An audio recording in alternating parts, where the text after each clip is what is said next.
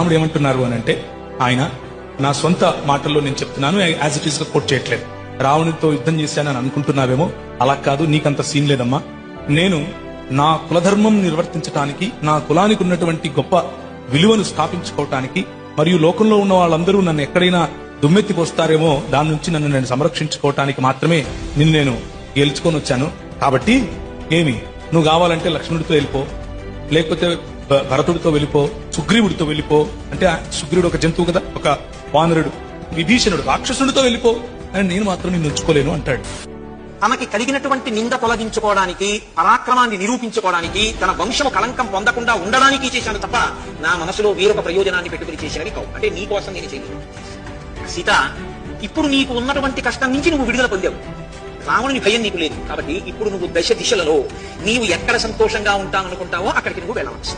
ఒకవేళ నీకు రక్షణ లక్ష్మణుడి దగ్గర లభిస్తుంది అనుకుంటే లక్ష్మణుడి దగ్గర ఉండవచ్చు, భరతుడి దగ్గర లభిస్తుంది అంటే భరతుడి దగ్గర ఉండవచ్చు, శత్రుఘ్నుడి దగ్గర లభిస్తుందంటే శత్రుఘ్నుడి దగ్గర ఉండవచ్చు, కాదు కపిరాజు అయిన సుగ్రీవుడి దగ్గర లభిస్తుందంటే ఆయన దగ్గర ఉండవచ్చు.